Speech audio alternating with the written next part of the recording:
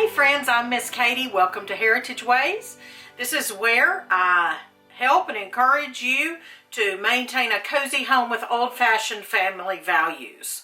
Along with that comes good old-fashioned food, comfort food, and that is what I want to share with you today. I want to share creamed cabbage. A little bit different from fried cabbage, so let's see how I'm going to pull this together for supper tonight.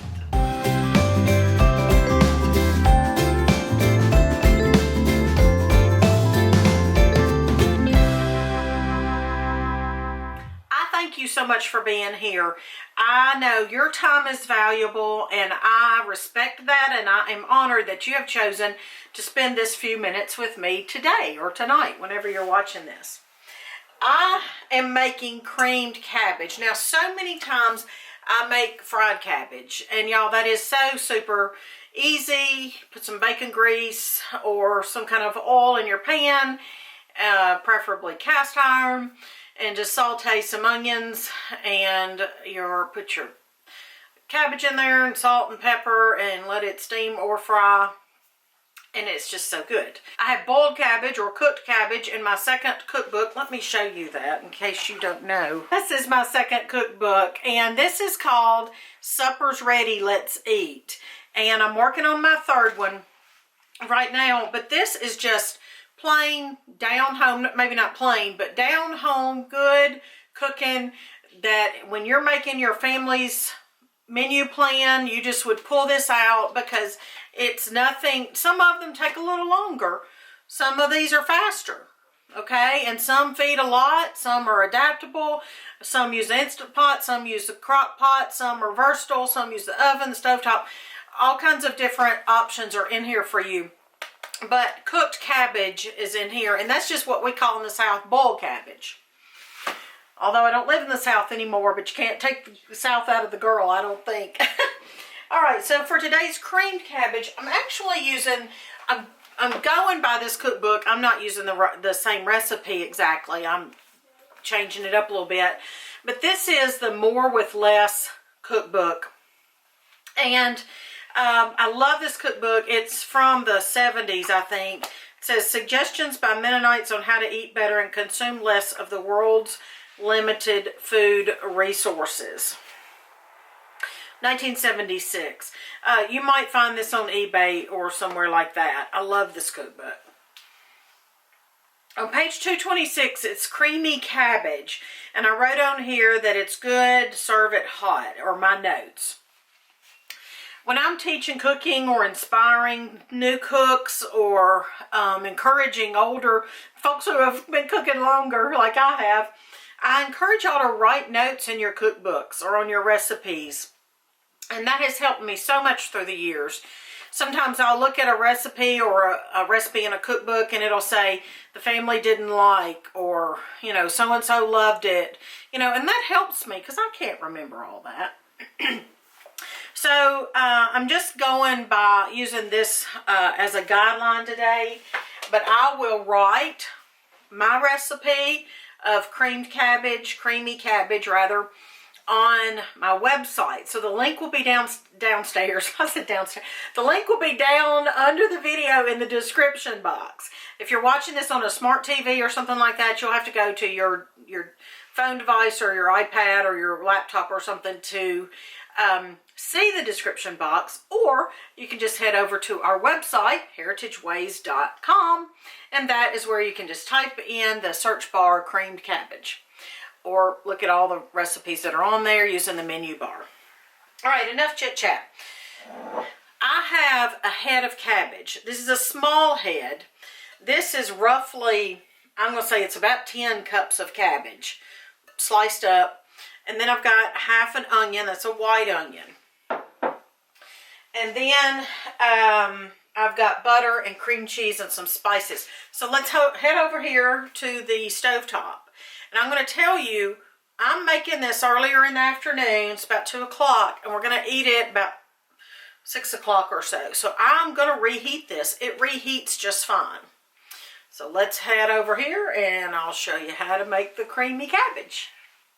All right, for starters, you just use whatever oil you want, about 2 tablespoons or so. I'm using this bacon grease. And I'm cooking it in today. I'm not cooking it in cast iron today, only because I feel like this is going to reheat a little bit better. This is a pan I got from Pampered Chef, and it has a lid with it, and I just felt like this was going to help me when it comes to reheating this in about 4 hours or so than the cast iron. And it's going to be easier cleanup because I tell you, I have a lot going on right now. I have somewhere I have to take the kids tonight and just some other things I have to do today. So the cleanup is going to be easier with this as well. So I'm just going to melt this a couple of tablespoons of bacon grease. Okay. All right, like I said, I've got a lot going on right now, and I walked away to put a load in the washing machine, and now my bacon grease is smoking. So let me take care of real life here for a minute. Okay, I'm going to go ahead. It's going to sizzle. I'm going to go ahead, turn it back on medium, and I'm going to put these onions and cabbage in here. It's going to be full, but it's going to cook down. It's going to be really full.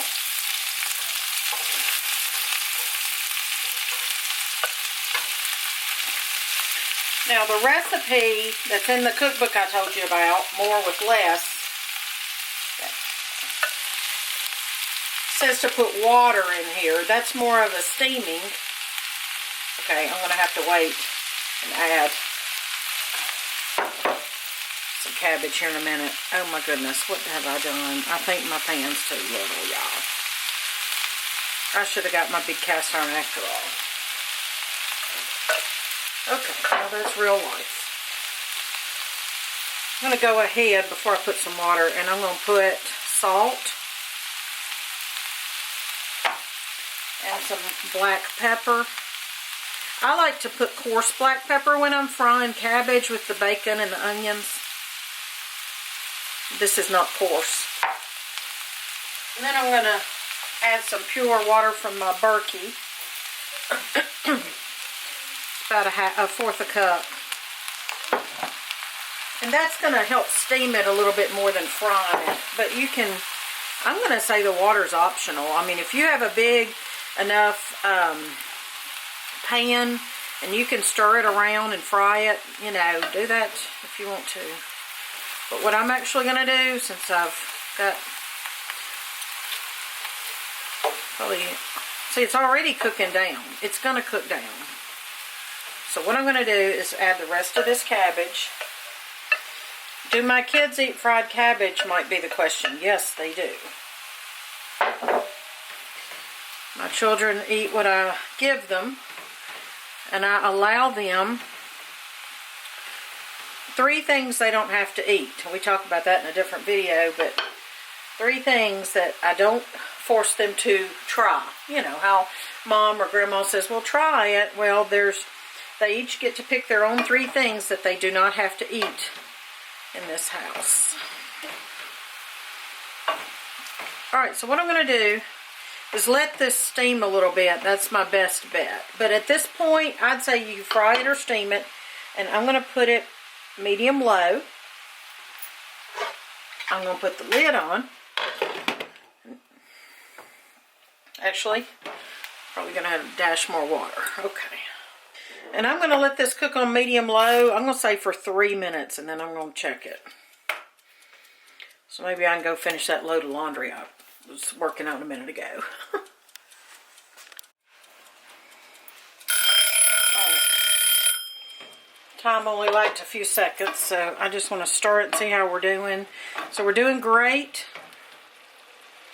It is starting to soften up and cook. Try to see if I can stir that. So I shred this pretty thinly, sliced it pretty thinly, so I'm going to say it might be done in another 3 or 4 minutes as far as cooked all the way through.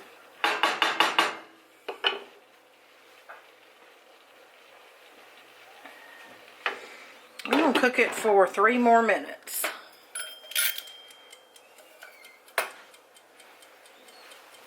So let's see how we're doing here. We are doing well. Now I'm going to turn it up because I want to get rid of that liquid. You could drain it at this point. I'm just going to boil it off.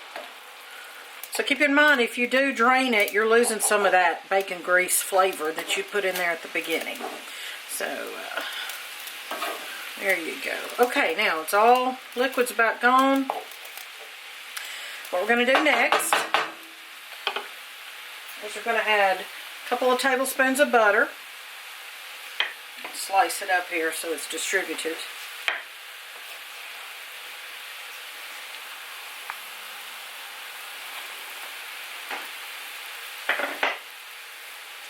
I have half of a, well, it's 4 ounces of cream cheese. So half of a, you know, what we know as a brick of cream cheese.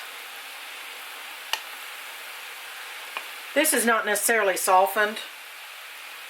Softened might make it go a little better, melt a little faster, but, and I cubed it so that I could distribute it, same idea as the butter.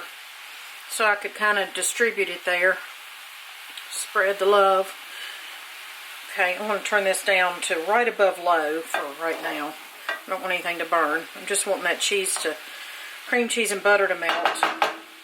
And while that's working, I'm going to get some celery seed. This is optional, but this is recommended in that more with less recipe. Again, go to the website, my website, and I have the recipe written down for you, and it is printable. So you can put it in your homekeeping book. And a little bit of smoked paprika. Oh, yay. You can also garnish with that when you're ready to serve. Now I'm going to stir it around. It's right above low there. The temp. And that cheese, cream cheese, is going to melt and make this creamy. Now, I am not a low-carb expert, but I don't want to say if this is low-carb, but if somebody knows, please write down in the comments.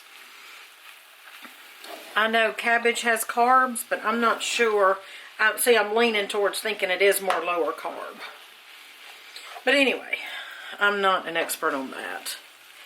Alright, another thing, you could use the whole 8 ounces to a head of cabbage. The whole 8 ounces of cream cheese.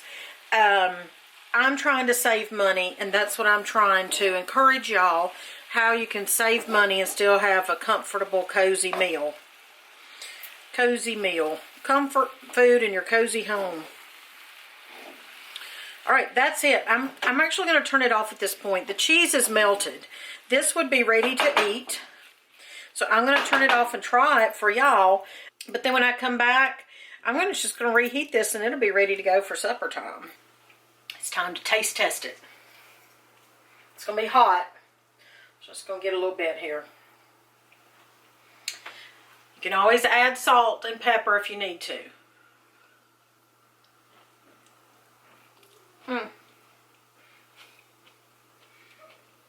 That's very good. Very tasty. And it is still crunchy. The way we cooked it, we didn't overcook it. It's not mushy at all. It's really good, actually. I will have that for supper tonight with fried apples. And I'm also going to make, I think I'm going to make the enchilada casserole that I think that's in my first cookbook. It's in one of them. If you're interested in reading about my cookbooks, learning more about them before you purchase, just go to the website. They're there too. I hope you're counting your blessings because I count you as a blessing. I truly am honored you're here. And I'll see you next time. Bye-bye, y'all.